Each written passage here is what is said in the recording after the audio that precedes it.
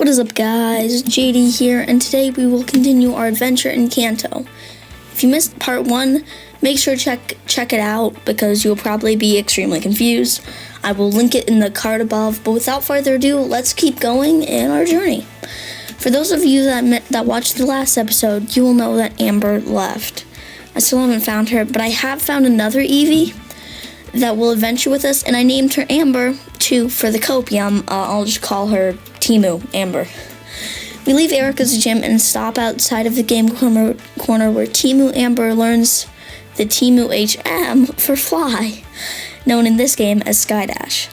We head into Silph Co and we find Gluten, my rival, and Blue in the lobby. Blue makes us both battle him to prove that we could scale to the tower and fight Giovanni. I have 4 gym badges. Is that proof I'm strong enough? I've also gone into a casino full of rocket grunts, admins, Jesse and James. What are they? Technically, are they grunts? And the boss, Giovanni himself.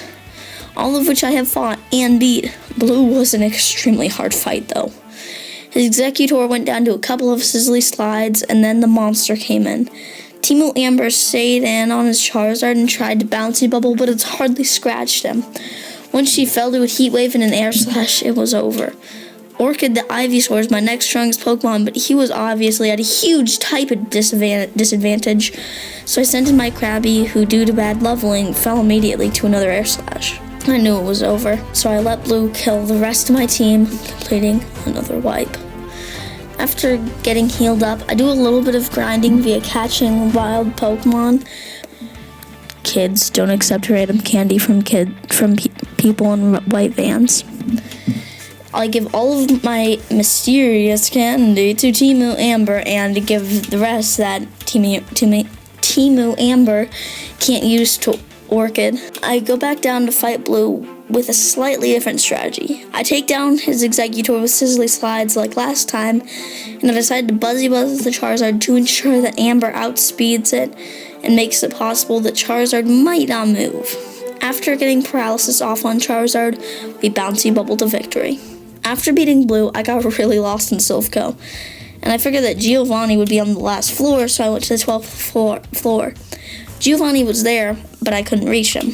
After jumping into whatever teleporter I could find and going on to random floors, Orchid evolves into a Venusaur, and I find Admin Archer, who decides to battle me. Gluten and a random grunt hop in to make it a team-up battle. This battle wasn't hard, necessarily just really long, partly because of some bad plays on Gluten's part. He had a ground type with a 50 base power move, 75 if you count stab, and he kept using it on the one normal type instead of the poison type that had flamethrower that almost killed my Venusaur. Other than that, I just spammed super effective moves, and if I didn't have one, I'd use the high base power neutral move. Archer runs away and drops the card key. Why is it called the card key and not the key card? I literally screwed up this line like 3 times just because it's so stupidly named. Key card, which helps us find a place to heal, evolve Krabby into Kingler, and find Giovanni in an office. Not his office, because it technically isn't his because it's stolen, but Jesse and James stop us. We take care of them quickly and go into Giovanni's meeting. Our second fight with Mafia Boss goes just as well as the first. The only change to his team is an added Needle Queen Ace, but she didn't stop me. Even though I didn't have any super effective moves for her, random crap takes down the Persian, single bouncy bubble kills the Rhyhorn just like last time, a couple more bouncy bubbles take down the Needle Queen. I almost wonder if at some point later in the playthrough I should just ban Amber and Timu Amber, both of them, just because they're too OP. After we drive Team Rocket out of Silph Co, the President hands us the Master Ball. I don't know why they gave us a freaking Master Ball this early in the game. It's just after the 4th gym, but I'm not complaining. We descend back down to the bottom of the tower, and once we head out, Gluten stops us. He basically just yaps about stopping Team Rocket and getting all the gym badges. I go into the Saffron City gym, and I was really confused when I saw Sabrina. I always thought that it was Koga, then Sabrina. Then the gym person told me that I needed to have a level 45 Pokemon, so I go to Route 6 to shiny hunt/grind. If you remember from the last episode, we had 3 goals that we have to complete, and we have to complete at least 2 out of 3. One of our goals was to find a shiny. I was going for a Vulpix or Pidgey. Heck, I would even take a Jigglypuff. After burning about 20 more repels, this happened. I was just watching a Pokemon Heart Gold, Soul Silver Let's Play, and I was doing a little bit of shiny hunting. You know, I wasn't going for that long. And look at this beauty. A shiny Rattata. I can't believe it. Sorry that I don't have a completely live reaction, the sparkles or anything like that. I just saw the green Rattata and filming it didn't cross my mind. But there's it getting registered into the Dex, which is pretty cool. I did film a showcase of it walking around. I'll try to make this look cool in editing.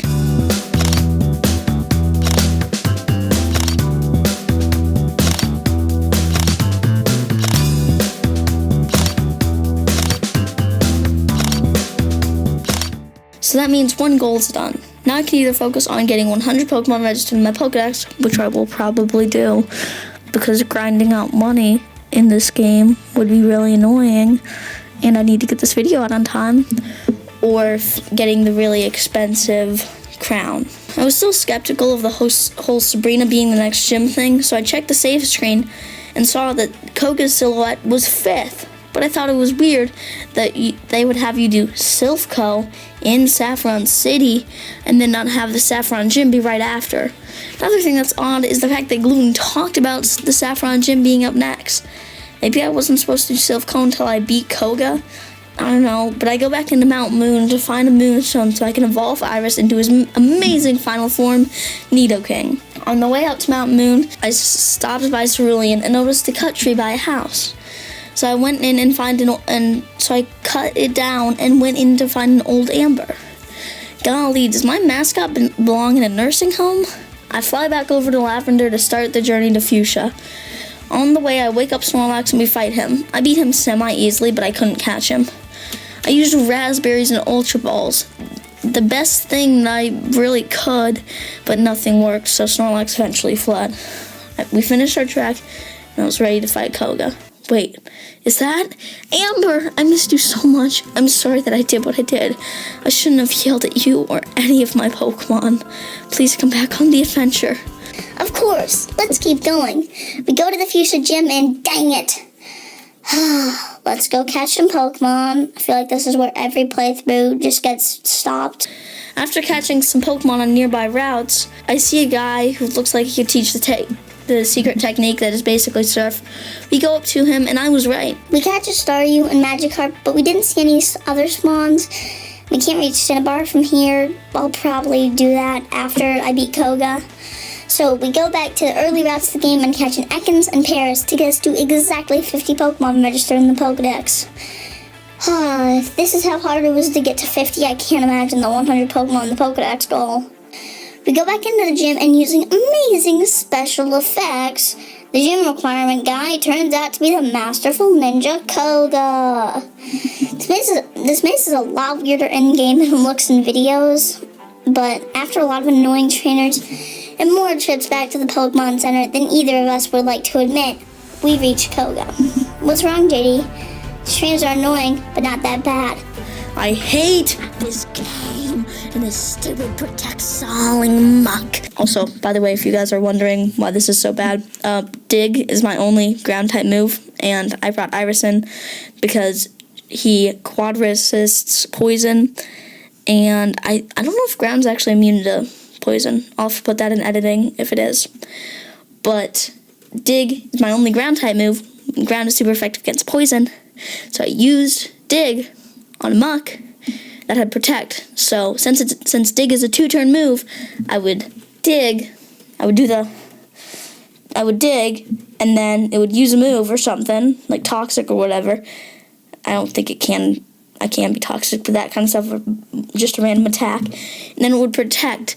And since it's a 2-turn move, then I would be able to dig, and then it would Moonblast or something, and then it could Protect for a guaranteed Protect, because when Protect is used in succession, it gradually gets more likely to fail. But since there's a turn in between there where I can't really do any damage to it, then that means that it's just a really long fight. Sorry for the long rant.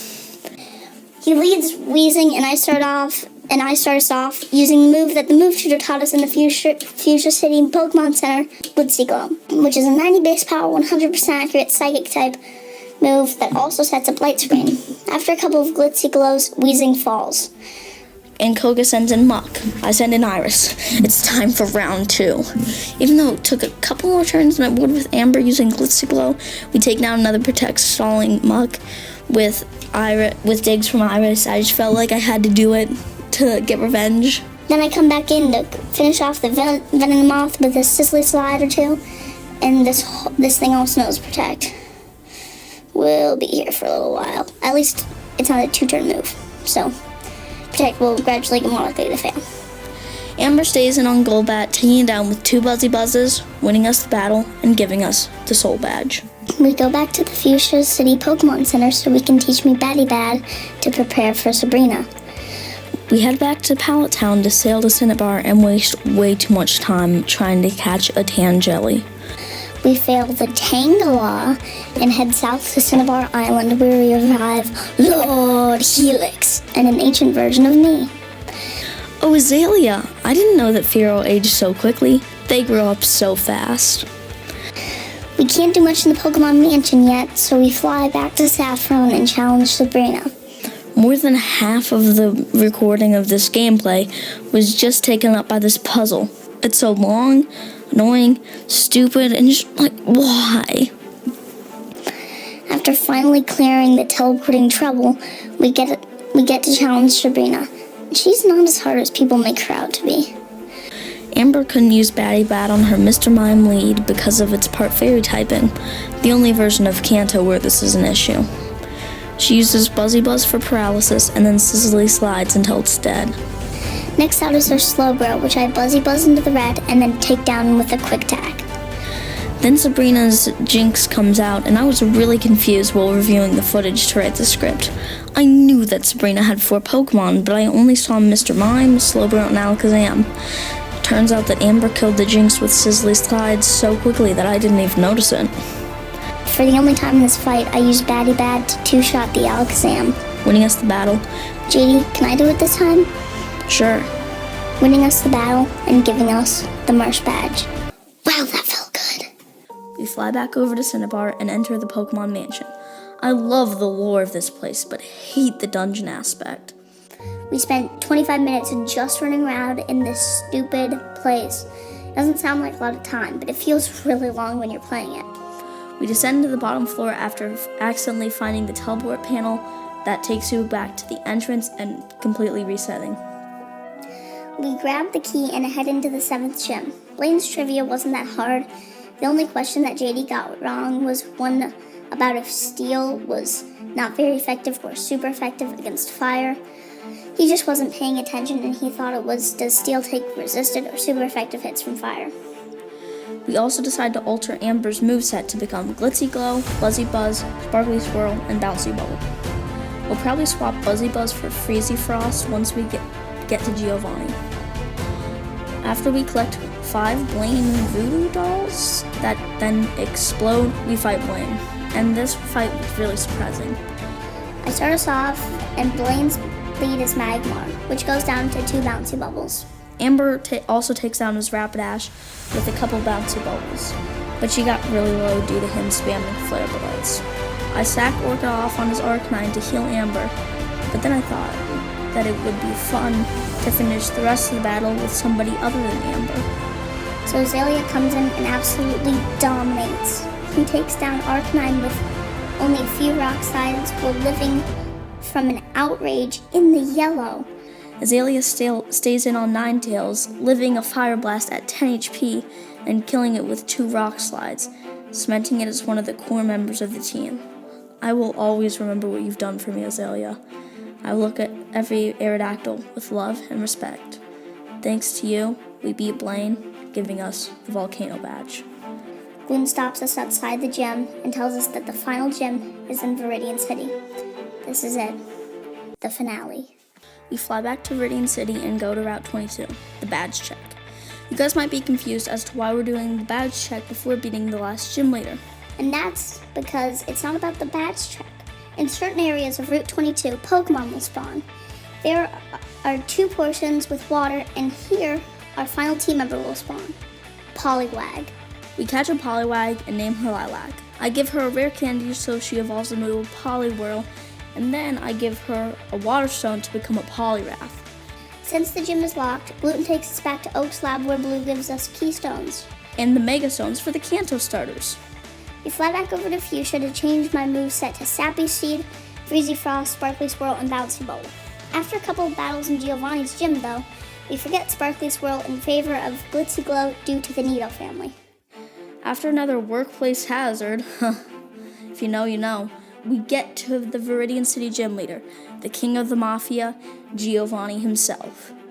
I start us off on Giovanni's Doug Trio, and can we talk about how fast this thing is? Even though I was 1 level below it, I should still be able to outspeed it. I kill it with a Freezy Frost followed by a Bouncy Bolt. Amber stays in on his Nidoking and gets off 1 Glitzy Glow before dying to an Earthquake. The newcomer, Lilac the Poliwrath, comes in and dominates just like the Aerodactyl before him. He takes out Nidoking with a couple of Hydro Pumps after messing around to see how much damage Low Kick would do.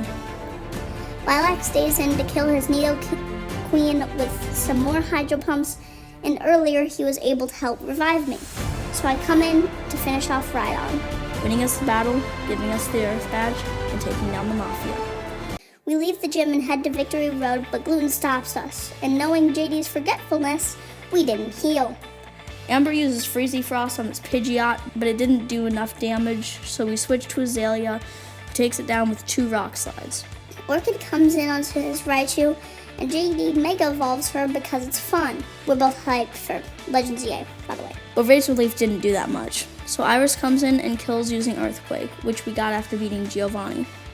Holly the Arcanine, apparently we could name it, comes in on his Vileplume, but he has to switch out after a couple turns due to low HP because of bad leveling on my part.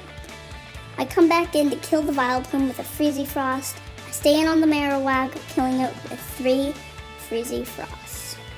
We fly back to Fuchsia to swap up Amber's moveset to prepare for the Elite Four. I know we've done this a lot. There should only be like 1 more time that we're doing this. JD forgot to get the secret technique, Strong Push, back when we got the gold teeth from Jesse and James, so we had the Safari Zone Warden teach it to me now. We fly back to Route 22 so we can finish the badge check and go into Victory Road. I spent over an hour running around in this stupid dungeon. I absolutely love this game. I even think it's better than Legends Arceus, but the dungeons suck. On the way to the Pokemon League, we find Moltres while running around in Victory Road. And after ages of trying to catch this thing and way too many wasted berries, we obtained the Fiery Phoenix. We eventually make our way out of Victory Road and get to the Pokemon League. Hey, Amber? Yeah, JD? This is it. This adventure has been amazing. Let's go, partner. Well, JD, you know that we won't be beating the Pokemon League today, right? Oh yeah, on July 15th, we'll be going live beating Let's Go at 12 o'clock Central Time, which is 1 Eastern Time, I want to say. This will be turned into a video, but I wanted you guys to experience the finale live with me. Sadly, Amber will not be able to do commentary because she will be battling. See you guys then. Peace.